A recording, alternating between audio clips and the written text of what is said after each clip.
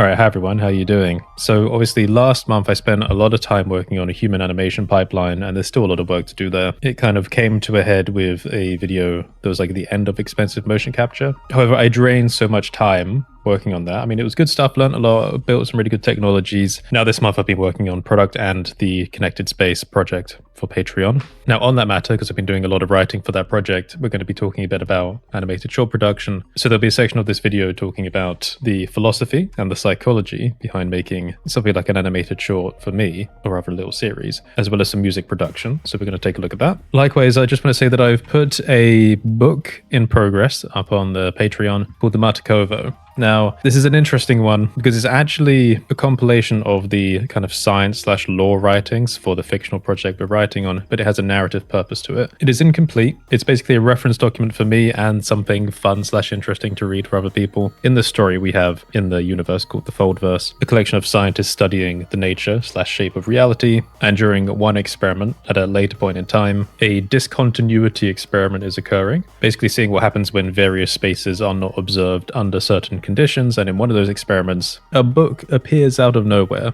Although it's not random, it seems it's actually been left there as a gift by an alternate probability of events. You might call it another timeline. The question of whether it's actually alive is an interesting one to answer, because we talk a lot about different types of information, whether information is actually alive in the moment or just kind of simulated in a timeless n-dimensional environment. But anyway, that book is this, the Matakovo. And the idea is that it's something that's kind of handed down through probabilities and that there are multiple different versions of. And it basically outlines the nature of reality. But whether all of it is trustworthy is also another question. But it's kind of fun because it's a way for me to have like a reference for the rule set of the project while also making it narratively fun and interesting. So you can check that out. That's on the Patreon, $5 tier. Regarding human animation technologies, I have spoken to someone because I had an idea for something that I wanted to manufacture that would help me build like rigs, like sensor rigs and stuff. So that's relating to stuff that would be useful for head and hand rigs for animation, as well as other things. It's quite a generalized idea. I won't talk much about it now because it's just a bit of a side project at the moment. But obviously when doing the animation stuff recently, I mentioned that I had spoken to a couple of people/companies that develop like animation mocap tools, hardware and software. For example, BlendCap is one of the software people I've been talking to because I'm interested in the Blender space for mocap.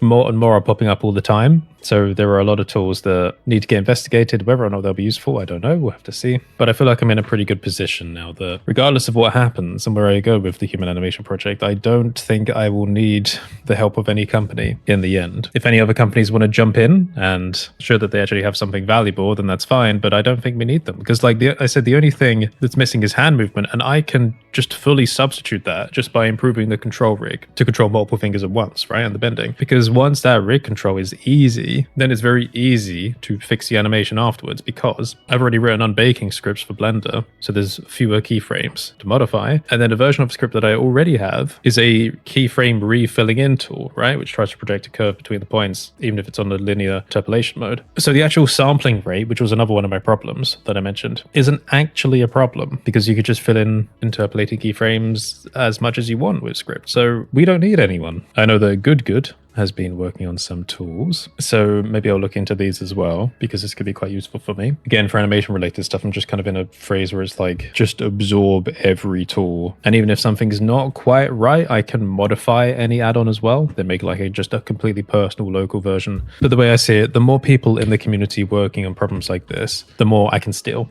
Not for redistributing, not for making tools to resell, but just for myself. I can splice up the best parts of everyone's toolset. Now, this is a really liberating thing about like actually working on my own personal production project now is, you know, when doing products exclusively, I was always very careful about don't absorb information from other sources like carelessly because I like doing things my own way. But now, where I'm only like results focused, it's not the tools themselves that I'm interested in sharing with people, it's just the methodology, right? So yes, continue Blender community, make all your mocap tools, and I will rip all the best parts out of them for myself. And then I can tell people which parts I ripped from where and how they fit together. That's also the specific reason why I'm not actually selling mocap specific tools at the moment, despite spending so much time on this project, like a lot of other people in the Blender community are. Obviously, I'm sharing some some of the earlier scripts, right, when trying to bridge the polyhammer tools and the Unreal JSON exporter and the importer to the control rig and the baking, etc., all that. People can look at the scripts on the Patreon. They're not made to be usable. I'm not actively selling a product. The reason is specifically because of this. So many people in the Blender community are making mocap-related tools. They're falling into that pit of making money off of it. But like I said in the earlier videos, the space is changing so quickly, they'll be redundant very quickly.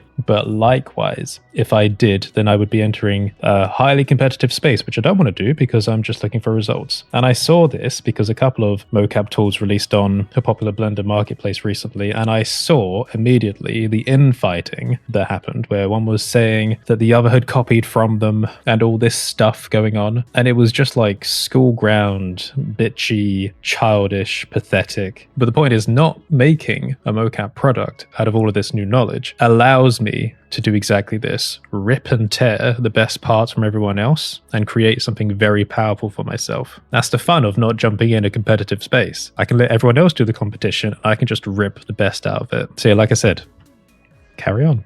Okay, now let's move on to talking about actually getting on with making animated shorts.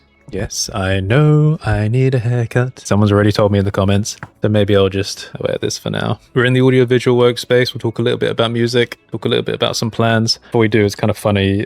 I went to the shops with my mum earlier, picked up some nail polish while I was there, and I noticed, I went for some glittery things this time. Not wearing it at the moment, but I will do. I noticed when we got up to the counter, there were a couple of like young new guys there, and an older lady before us was talking to the young guy at the counter. Like, oh, you know, how long you been here? Oh, it's my second day or something. You know, old lady's very nice. Oh, look at this, the young, fresh new face. Anyway, the guy mentioned that he had done like game stuff at uni, and the lady was like, oh, I don't understand any of that. And then another young guy who I guess had also started like working at the till was kind of watching. But then it crossed my mind, I was like, hold on, game dev, this person's probably used Blender at some point. And then it crossed my mind again, I was like, oh shit. I'm a Blender YouTuber. I do wonder sometimes when bumping into people that have done game dev, I'm like, I've never assumed that. I'm not that big. Just to clarify that, in case that sounds like really egotistical, I know for a fact that one of my Blender introduction videos is on the required reading/watching list of one university here in the UK. But it does always cross my mind. I'm like, the guy on our till, he didn't look at me, just looked at my mum. But the guy on the other till gave me like a couple of odd looks, and maybe it's just because I'm suspicious. But if I hear about anyone in real life that I'm pretty sure has used Blender at some point, I do think, I wonder if you've ever inadvertently consumed like one of the videos. We're going to be talking about music. All right, so for the connected space, I don't know how much I've spoken about because I don't like committing ideas down on like video too much. We have spoken a bit in the past about how like cognitively, when it comes to creative outputs, executive dysfunction is like one of your worst enemies. I know it's something a lot of you resonate with when you want to do something but you can't. And I've always found that there's something about certainties, as in objective, you must do this at this time, and especially when you can see the entire track. This is the problem with storyboarding, right? Storyboarding is useful, but it also gives you a very objective thing where you can see a large bulk of work to do, and something about that is off-putting. I think it's kind of like creative claustrophobia, but I think there's like two elements to it. Claustrophobia is one element, but also I've noticed that if you're working on one thing and you've got nothing lined up afterwards, the idea of there being nothing to do after the end is also scary, so you try to avoid it. There's also the third element of, you know you can do something, but you're afraid of failure, so if you try and then fail, you'd rather just not try at all in the first place. And I think a lot of these things can just run in parallel subconsciously, so there's like a lot of different elements that play into this kind of creative dysfunction. So I'm already aware of that. That's why I haven't given myself any time limits for things like the larger side of projects like animated shorts. However, making an animated short is as easy or as difficult as you want to make it. You know, like we can make fun of other people for saying they're going to do it and then not doing it. But here's a little funny thing to think about. Like I do it just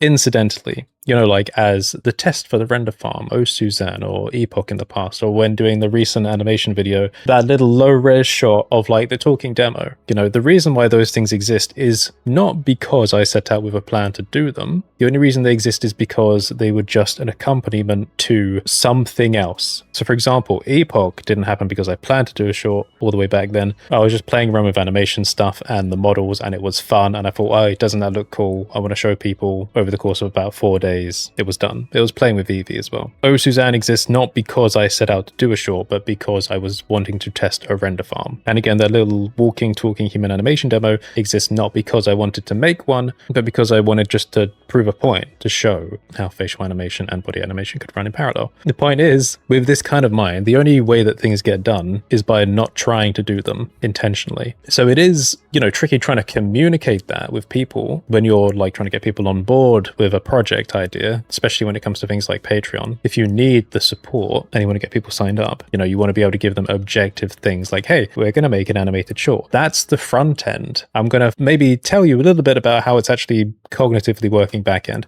I have a PureRef board, which is kind of like a scatterbrain of experiments. So like visual experiments, audio experiments, they're structured in a different way because you can't put audio files on PureRef. But the point is, it's really indeterminate. And among that are things like stories and storyboards. There are chronologies, basically saying, hey, in this verse, this happens within this timeline, this happens here, this happens here. There are ideas for, hey, this is an objective short that I want to do, like if I could write a script. But I'm trying to keep it as noisy as possible, with the reason being that we can move between two modes of thinking. One is objective and one is chaos. I suppose we can call the first one order. So ordered creation and chaotic creation. Ordered is like a scripted short with characters saying very specific things, progressing a certain narrative. And chaotic is where on a whim I can say, let me just imagine this world in this universe, in this building, in this corner, and this thing is happening for about 10 seconds. I just want to build an environment. You do it, it's interesting to watch, and you put that out. It's not necessarily cohesive to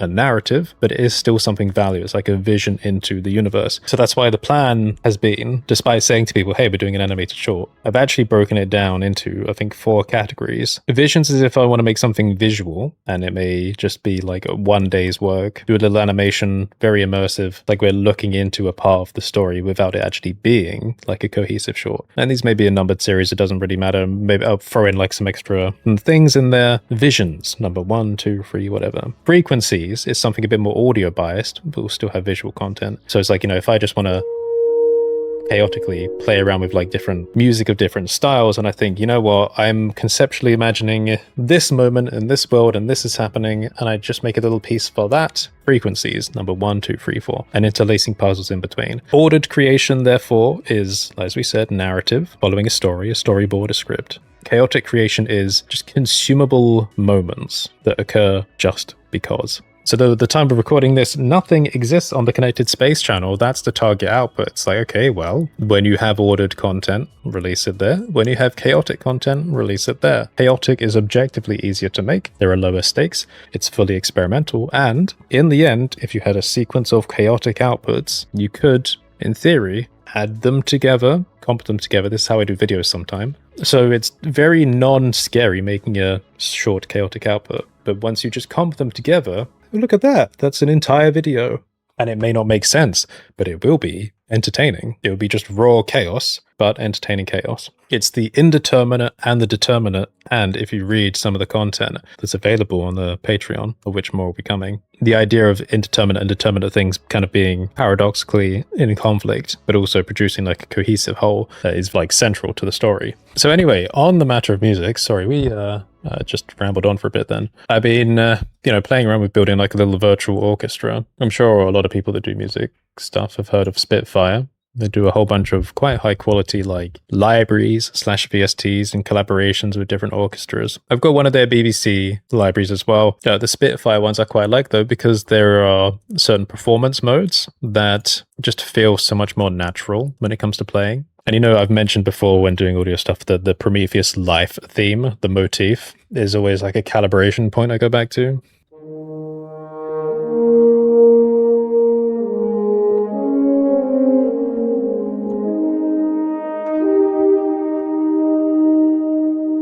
Maybe a bit too smooth. It should be a bit like sharper on the punch, but it does feel quite natural. All right, if we go to the all techniques mode, I can actually play a bit with the tightness a bit.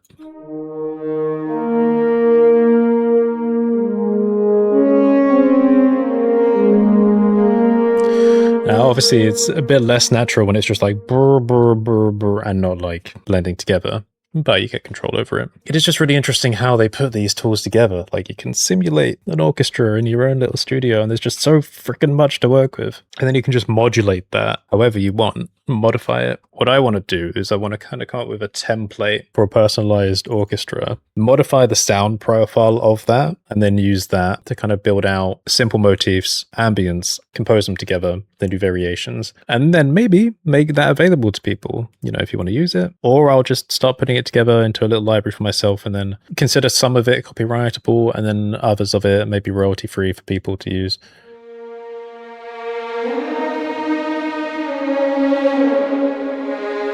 This is an example in the performance mode of something that's much more natural. And you can see the notes transitioning here. I am quite keen on trying to get things as smooth as possible.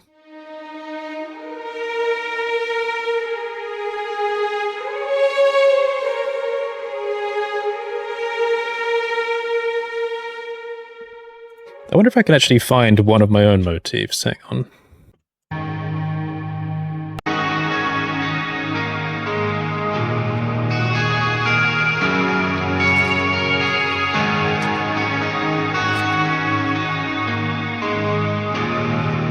I mean, that's one of them from guitar. What I do is as I work on them, I save them to scraps.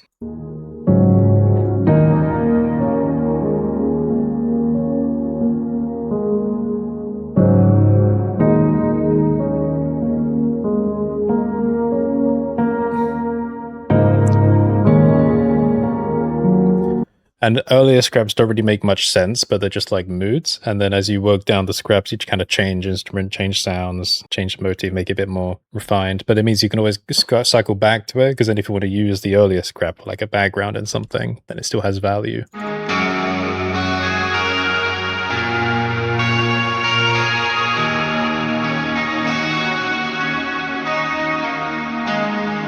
So the timing's different in that version.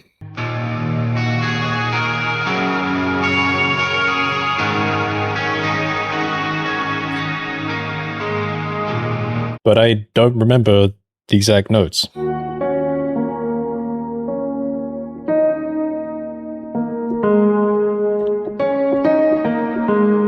Oh god, is that it? Nope.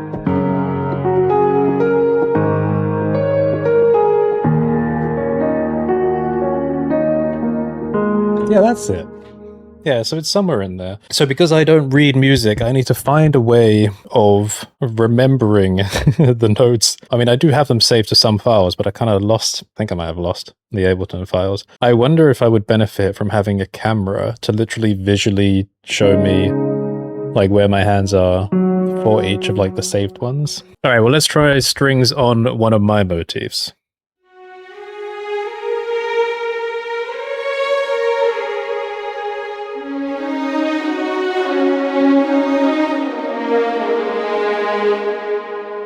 That's quite interesting. Vibrato.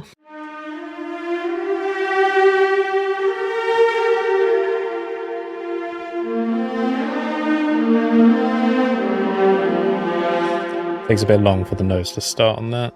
Do do do do do do. I mean, it may very well be the case that it's a motif that someone else has come up with, because there's only a limited number of like pleasantly sounding things.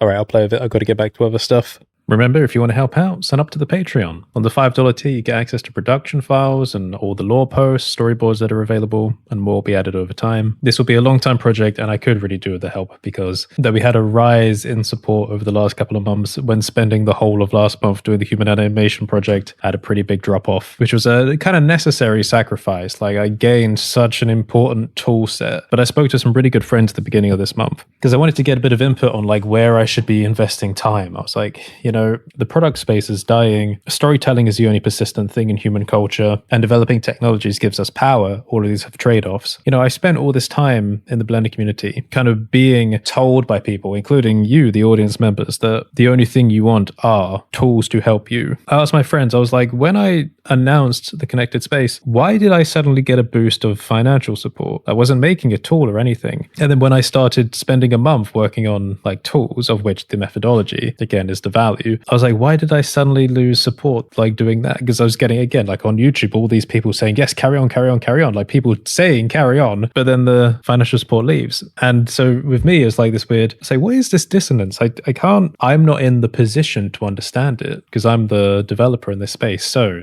this is, by the way, why it's so fucking important having or surrounding yourself with the right people, because they helped me understand it. They were like, okay, Curtis, over however many years you've been doing YouTube, you've been sitting in an environment that specifically encourages a very specific type of development. However, when you think about the wider audience, no one really cares about using the tools. Okay, I say no one, a few people will. Think about the reason why you watch other people's channels, like the fun ones. You know, like I'll use I Did a Thing as an example, the crazy Australian guy, you know, making all weird experiments. The reason why people connect with them, including you, Curtis, is not because you're going to use a tool that he invents. People want to see what you do with the tools you make. And this is fundamentally the exact revelation you were coming to with storytelling and the reason why you've started this project. Now I'm combining the general conversations into one. But I was like, oh, that's right. Like being a development slave for a community stops you from seeing a bigger picture. And over time, these little revelations have kind of been creeping out, like they're making themselves known. Like I kind of intuitively understood it, but clearly not enough for it to break habits. So I find that very interesting because, you know, when you don't know what direction to take, you're always looking for a principle to hold on to. And the reason why it's been difficult for me to maintain a direction is because the principles are dissonant. They are contradictory. As in, the only way to survive is to do the exact opposite of the thing that's giving you life, if that makes sense. Weird to explain. The bottom line is, I would appreciate your support. I will soon be paying, hopefully soon, a concept artist for some work. I would love to be able to hire more artists. If you go to curtisholt.online/services, you can see some of the people in my talent pool. Thank you, and have a great day.